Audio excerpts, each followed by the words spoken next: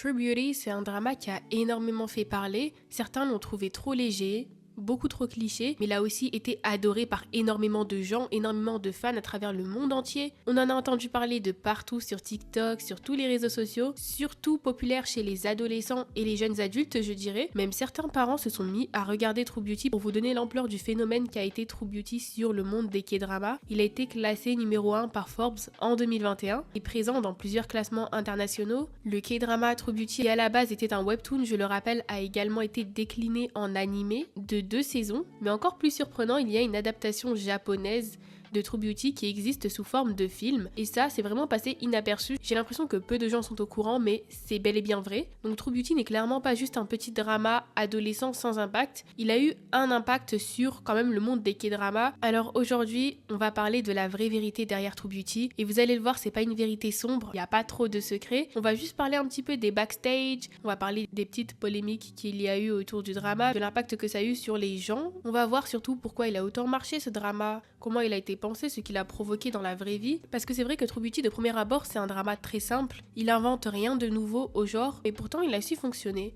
Alors déjà, il faut savoir que dès sa diffusion fin 2020, les audiences de True Beauty, elles étaient très solides, vraiment beaucoup d'audience, surtout pour une chaîne câblée à l'époque. Le drama était disponible à la semaine sur le site Viki Rakuten, donc j'imagine que beaucoup ont pu suivre le drama en cours de diffusion, comme ça a été mon cas personnellement. Mais le plus important, c'est que les audiences, elles sont montées progressivement jusqu'au dernier épisode. Donc ça veut dire une chose très simple, c'est que les gens ils regardaient pas juste par curiosité, mais ils restaient, ils voulaient savoir la suite. Et ces succès ils reposent sur une ambiance vraiment générale du drama. Les couleurs du drama sont rassurantes, on a beaucoup de couleurs vives, on a du rose, on a plein d'autres couleurs vives, lumineuses et jamais agressives pour autant. Les OST aussi sont super positives, super good vibes. On a des OST quand même qui sont mémorables, des titres dont on peut se rappeler, et ça crée vraiment une sensation de confort, de bien-être chez les téléspectateurs. Donc c'est typiquement le genre de drama qu'on regarde après les cours par exemple, après le travail pour se détendre, quand on veut quelque chose pour lequel il faut pas trop réfléchir et de léger. Le drama était clairement ciblé pour un public assez jeune, donc un public de collégiens, lycéens, mais il fonctionne aussi très bien pour les étudiants à la fac, ou même des adultes. Bien évidemment, ce ciblage est très bien maîtrisé. Le drama de base était un webtoon sous le même nom de True Beauty, et il a cartonné en fait, il a bien fonctionné. Donc déjà, le fait de savoir que le webtoon avait cartonné, il y avait un public déjà fidèle qui allait pour sûr regarder le drama, donc ça leur a fait une petite sécurité on va dire, ce qui a permis donc d'investir pour ce drama. En parlant de True Beauty, parmi les choses à savoir, il faut savoir que il y a un détail que beaucoup de gens ignorent, c'est que True Beauty a le même réalisateur que le K-drama Extraordinary You, et ça se voit tout de suite parce que c'est à peu près le même esthétique. C'est inspiré des webtoons, on a les mêmes ralentis, les mêmes regards, les mêmes codes de drama adolescent assumés un peu clichés, mais ce n'est pas tout parce qu'il y a aussi des caméos d'acteurs comme des acteurs d'Extraordinary You qui ont été vus dans True Beauty. Et là le message il est très clair, si t'as aimé le K-drama Extraordinary You, tu pourras potentiellement aimer True Beauty et le drama est fait pour toi. C'est un peu une stratégie qui est simple mais qui est efficace parce que ça attire un public qui existe déjà et on va venir le rassurer et lui dire si t'as aimé ce drama, tu aimeras True Beauty. Et je sais pas si vous vous posiez la question du casting, de comment ça a été fait, je n'ai pas les détails de tout ça, mais il faut savoir que l'autrice du webtoon True Beauty a confirmé s'être inspirée de l'acteur Cha Eun-woo comme référence visuelle pour dessiner le personnage de Suho, et le casting dans le drama n'est donc pas vraiment surprenant puisqu'il correspondait déjà à l'image que les lecteurs avaient du personnage. En parallèle, beaucoup de fans ont comparé Suho à Jin de BTS, et Jin a lui-même réagi à cette comparaison avec humour. Résultat, le drama a attiré des fans de K-pop, et même des personnes qui ne regardaient pas forcément des dramas à la base. Beaucoup de gens ont commencé les K-dramas grâce à True Beauty d'ailleurs. La stratégie de Netflix de rajouter True Beauty au catalogue était une belle stratégie. Mais comme vous le savez, le thème central de True Beauty c'est le maquillage. Et c'est pas juste un thème dans True Beauty parce que c'est le cœur de la stratégie, c'est vraiment là que tout se joue parce que l'histoire elle part directement de complexes, de transformation, du regard des autres et de confiance en soi. Des thèmes qui touchent beaucoup de gens, notamment les adolescents. Donc l'aspect maquillage et les looks de Lim Joo-kyung dans True Beauty sont vraiment très identifiables, très clairs et très faciles à reproduire. Ça a vraiment eu un impact dans la vraie vie parce que après la diffusion du drama, des tutoriels make-up de True Beauty ont explosé sur YouTube, sur TikTok, sur Instagram, sur les réseaux. Des fans ont cherché à reproduire exactement les mêmes looks en achetant du coup des vêtements que Lim Joo-kyung portait, donc forcément des vêtements qui étaient sûrement en partenariat avec des sites. Certaines marques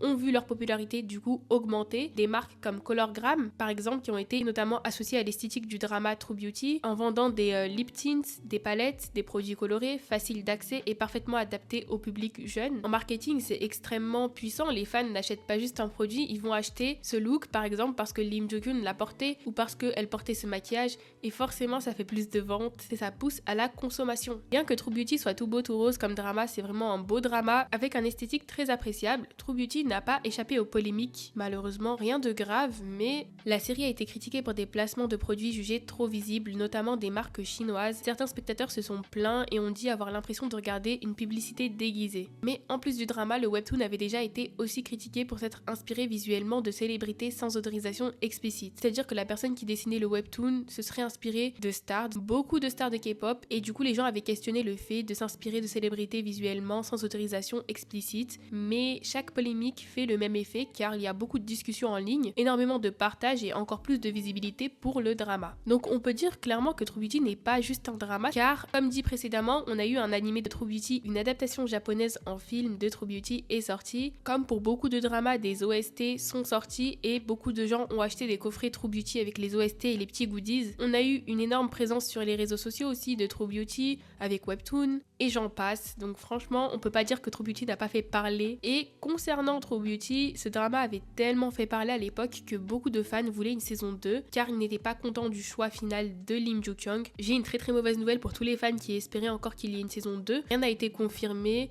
Aucune saison 2 n'est confirmée et aucune saison 2 ne verra le jour. Pourquoi ? Tout simplement parce que l'histoire est terminée, qu'il faut laisser une histoire se terminer quand il est temps qu'elle se termine. Beaucoup de fans ont inventé des théories comme quoi il y aurait une saison 2. Beaucoup de fans n'ont pas compris que la saison 2 concernait l'animé de True Beauty et non le drama. Et beaucoup de gens se sont amusés à faire des fausses bandes annonces, ce qui a induit en erreur énormément de gens. Mais le webtoon est terminé. Les gens continuent de regarder en boucle True Beauty, donc même sans saison 2, True Beauty continue d'exister. Donc en conclusion, True Beauty c'est pas un drama parfait, hein. Il a ses clichés, il a ses excès, ses défauts, mais c'est aussi un drama vraiment très bien pensé, très bien présenté, visuellement attractif, musicalement aussi très très good vibes, un bel univers globalement. Donc la vraie vérité derrière True Beauty c'est que c'est pas un drama avec une profondeur incroyable. C'est un drama qui parle de sujets de société, certes, mais il y a beaucoup d'humour qui ont été rajoutés au drama pour alléger un petit peu le sujet de base qui est assez sombre. Et du coup, ce drama a réussi exactement ce qu'il voulait faire et a captivé le monde.